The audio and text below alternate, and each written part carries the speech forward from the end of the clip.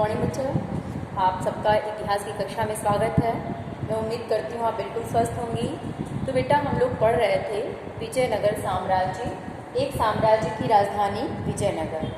अब इस विजयनगर साम्राज्य में हम लोग इसके धार्मिक स्थिति व केंद्र के बारे में कल अध्ययन किए थे। आज विजयनगर राज्य की ही मंदिर एक है विरूपाक्ष मंदिर। विरूपाक्ष मंदिर के बारे में थोड़ा सा हमें अध्ययन करना है। देखिए, जो विरूपाक्ष मंदिर था, इस मंदिर का निर्माण कार्य अनेक शताब्दियों में संपन्न हुआ था और ये कहा जाता है कि यहाँ सबसे प्राचीन मंदिर के रूप में ये जाना जाता है। जो ये विरूपाक्ष मंदिर है, यहाँ के सबसे प्राचीन मंदिर के रूप में माना जाता है, जो 9वीं से 10वीं शताब्दी में इसका यहाँ निर्माण हुआ था। और कृष्णदेव राय जो था वहाँ का शासक विजयनगर का, वो कृष्णदेव राय अपने राज्यारोहण के अवसर पर इस मंदिर में एक मंडप का निर्माण कराया। कौन? कृष्णदेव राय, जो विजयनगर का शासक था। जब उसका राज्यारोहण हुआ तो उसने अपने राज्यारोहण के समय यहाँ जो विरूपाक्ष मंदिर था, विरूपाक्ष मंदिर में एक मंडप का निर्माण कराया था। और पूर्वी रायपुरम में भी इन्होंने इसका निर्माण कार्य कराया। और इसमें स्तंभों का सूक्ष्म उत्कीर्णन, जो स्तंभ थे, इसके खंभे, स्तंभ माने खंभे जो थे, उसमें छोटे छोटे इतनी नक्काशी की गई थी, उत्कीर्णन का कार्य किया गया था, जो इस मंदिर की भव्यता और सुंदरता को और भी बढ़ा रहे थे। किस मंदिर के? विरूपाक्ष मंदिर के। और इसके साथ साथ विजयनगर के शासकों के द्वारा इस मंदिर को विशाल और आकर्षक रूप दिया गया। जो भी विजयनगर के शासक आए, जैसे कृष्णदेव राय के बाद अन्य भी शासक वहां आए, उन्होंने विरूपाक्ष मंदिर को और भी विशाल और आकर्षक और सुंदर बनाने के लिए बहुत सारे प्रयास किए और मंदिर में अनेक सभागार बनाए गए थे। जो विरूपाक्ष मंदिर था, उस विरूपाक्ष मंदिर में बहुत सारी सभागार बनाए गए थे, जिनका उपयोग धार्मिक गतिविधियों के केंद्र के रूप में होता था। यानी विरूपाक्ष मंदिर में क्या सभागार बनाया गया था, उन सभागारों का प्रयोग किस लिए होता था? धार्मिक क्रियाकलाप वहाँ या धार्मिक जो भी गतिविधियाँ होती थी, उनको वहाँ पे संपन्न कराया जाता था। तो जो मंदिर में सभागार थे, उन सभागारों के बारे में क्या क्या विशेषताएं प्रचलित थी, थोड़ा सा ये भी जान लीजिए।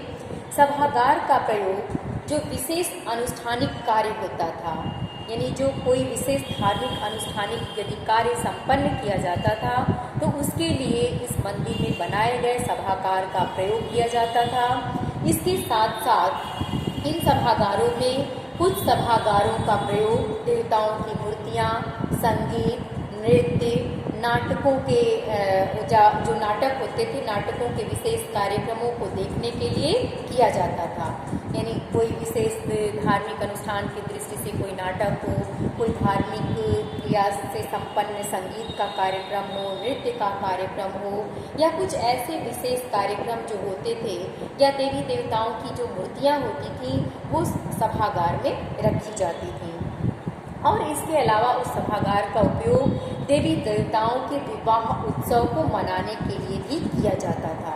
यानी जो देवी देवता थे विजयनगर राज्य में या उस मंदिरों में, तो देवी देवताओं के विवाह का उत्सव मनाने के लिए इन सभागारों का प्रयोग किया जाता था। जैसा कि आज भी आप देखती होंगी, ये आपका शिवरात्रि के समय, जब शिवरात्रि आ जाता है, तो उस समय भगवान शिव की पूजा लोग करते हैं, धूमधाम से बारात निकलती है और वर्ष में एक बार उनकी पूजा संपन्न की जाती है। तो उसी तरह से उस समय भी देवी देवताओं के वैवाहिक कार्यक्रम के उत्सव मनाने के लिए उन सभागारों का प्रयोग किया जाता था। और रथ गलियाँ भी थी उसमें, जो विरूपाक्ष मंदिर थे उसमें रथ गलियाँ भी थी। तो मंदिर परिसर में जो बनी हुई रथ गलियाँ थी, उनकी क्या विशेषता थी, ये भी आप जान लीजिए। तो मंदिर परिसर में बनी हुई जो रथ गलियाँ थीं, वो राय गोपुरम से सीधी रेखा में जाती थीं। जो राय गोपुरम था विरूपाक्ष मंदिर से, राय गोपुरम से वो सीधी रेखा में वो गलियाँ, रथ गलियाँ जाती थी, कहीं टेढ़ी मेढ़ी नहीं होती थी। दूसरा जो था, इन रथ गलियों के जो फर्श होते थे, वो पत्थर के टुकड़ों से बनाए जाते थे। यानी जो रथ गलियाँ बनाई जाती थी, जिससे रथ निकाले जाते थे, वो रथ गलियाँ किस चीज़ के बने होते थे? पत्थर के टुकड़ों से उनके फर्श को बनाया जाता था। और सड़क के दोनों ओर स्तंभ वाले मंडप बने थे। जो विरूपाक्ष मंदिर था, जो सड़कें थीं, सड़कों के दोनों किनारों पर, जैसे आज भी आप कहीं मंदिर में जाती हैं तो किनारे मंडप या दुकानें लगी होती हैं, तो उन किनारों पर, सड़कों के किनारे पर स्तंभ वाले मंडप बने होते थे, जिसमें लंबे लंबे स्तंभ थे, उसमें मंडप बनाए जाते थे। और उन मंडपों का प्रयोग किस लिए किया जाता था? उसमें व्यापारी अपनी दुकानें, जो व्यापार करने वाले थे, वो व्यापारी वर्ग के लोग अपनी अपनी दुकानें लगाते थे। उसी तरह से जैसे ये विरूपाक्ष का मंदिर था, उसी तरह से ठीक यहाँ विट्ठल मंदिर भी था। तो विट्ठल मंदिर भी विजयनगर का एक अद्वितीय मंदिर माना जाता है। जैसे विरूपाक्ष का मंदिर था वहाँ का सबसे प्राचीन मंदिर के रूप में, वैसे ही विट्ठल मंदिर भी एक अद्वितीय मंदिर के रूप में जाना जाता है। तो इसे अद्वितीय मंदिर क्यों जाना गया? इसके पीछे भी कोई कारण रहा होगा। तो इसके पीछे लोगों की यही मान्यता है कि इस विट्ठल मंदिर को अद्वितीय मंदिर इसलिए कहा गया क्योंकि यहाँ पे रथ के पहिए, आप देखी होंगी रथ नुमा आकार में जो देवता बैठते हैं, तो इसमें रथ के आकार की संरचना, जो रथ का आकार होता है, उसी रथ के आकार की संरचना में इस मंदिर को बनाया गया था। ये अद्वितीय क्यों था? क्योंकि रथ के आकार की संरचना में ही इस मंदिर को निर्मित किया गया था। और इसके साथ साथ महाराष्ट्र में पूजे जाने वाले देवता विष्णु को यहाँ के मंदिर में विट्ठल देवता के रूप में स्थापित किया गया। किस देवता को? भगवान विष्णु को। कहाँ पूजे जाते थे ये? महाराष्ट्र में। तो जो विट्ठल नाथ का मंदिर था, तो ये जो महाराष्ट्र में कौन पूजा जाता था? भगवान विष्णु। तो भगवान विष्णु को यहाँ विट्ठल देवता के रूप में स्थापित किया गया था। और विष्णु के रूप में विट्ठल की पूजा कहाँ प्रचलित थी? कर्नाटक में। विष्णु के रूप में विट्ठल की पूजा कर्नाटक में प्रचलित थी, लेकिन विष्णु की महाराष्ट्र में होती थी, जो इस ओर इंगित करता है कि विजयनगर के लोग अपने साम्राज्य के विस्तार के लिए धार्मिक क्रियाकलाप में या धार्मिक संस्कृति में साम्राज्यिक विस्तार को भी माध्यम बनाते थे। यानी अपने साम्राज्य का विस्तार करने के लिए धार्मिक संस्कृति को भी अपना माध्यम बनाते थे। और इस मंदिर की मुख्य विशेषता क्या थी? कि रथ के आकार के रूप में मंदिर का निर्मित होना था। यानी ये जो मंदिर था, इसकी सबसे बड़ी विशेषता सिर्फ आप इतना ही जानिए कि ये रथ के आकार में ये बना हुआ था और साथ ही रथ गलियों को राय गोपुरम से जोड़ा गया था। और इन गलियों के दोनों स्तंभ वाले मंडप जो बने होते थे, वहाँ पे जो रथ माने जो मंडप बने होते थे, वहाँ व्यापारिक जो थे अपनी दोनों ओर दुकानें लगाते थे। और इन सभी विशेषताओं के आधार पे कहा जा सकता है कि विट्ठल का जो मंदिर था एक अनूठी कला से सुसज्जित मंदिर था। जो विट्ठल का मंदिर था विजयनगर का, एक अद्वितीय या एक सुसज्जित कला से निर्मित था।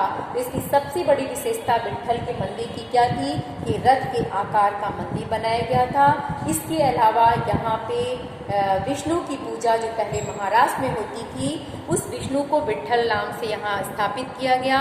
और इस विट्ठल देवता की पूजा कर्नाटक में होती थी, तो इस तरह से वहाँ विट्ठल देवता को स्थापित किया गया।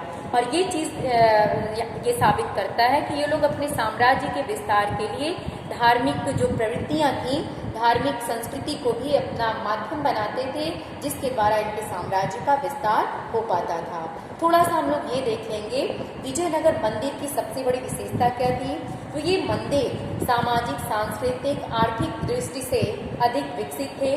यानी ये मंदिर जो है सामाजिक रूप से, सांस्कृतिक रूप से, आर्थिक रूप से ये काफ़ी संपन्न थे। दूसरा, इस मंदिर की जो रचनाएं थी वो विशाल स्तर पे की जाती थी। और दूसरी चीज़ ये आपको ध्यान देना है कि मंदिर के दोनों तरफ क्या बनाए जाते थे? मंडप बनाए जाते थे। और उस मंडपों में जो व्यापारिक वर्ग के लोग होते थे वो अपनी अपनी दुकानें लगाते थे। और दूसरा, उस मंदिर में शिक्षा का केंद्र भी बनाया गया था। उस मंदिरों में शिक्षा का केंद्र भी बनाया गया था। और शासक वर्ग मंदिर के रख रखाव के लिए संपदा एवं भूमि दान में देते थे, जिससे उनके दान दक्षिणा से, उनकी संपत्ति से उस मंदिर को और भी सुसज्जित और भी सुंदर आकर्षक बनाया जा सके। और सबसे बड़ी विशेषता मंदिरों में बड़े बड़े जो राय गोपुरम थे उनकी स्थापना की थी। और इतने विशाल होते हुए भी इस मंदिर का जो मुख्य भाग था इतना छोटा होता था। और दूसरा चीज, मंदिर का निर्माण था, इसकी सबसे बड़ी विशेषता क्या थी?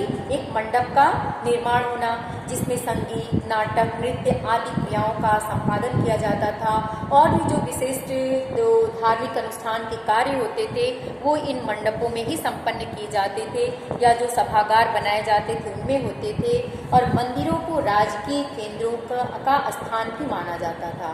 जो ये मंदिर होते थे इनको राजकीय केंद्रों का मुख्य स्थान माना जाता था। दूसरा, स्तंभ वाले गलियारों का निर्माण देवी देवताओं के मुख्य परिसर के चारों ओर किया गया था। ध्यान दीजिएगा, जो स्तंभ वाली गलियारों का निर्माण होता था वो देवी देवताओं के मुख्य परिसर के चारों ओर होता था। यानी जो मुख्य परिसर होता था उसके चारों ओर क्या बनाए जाते थे? गलियारे बनाए जाते थे।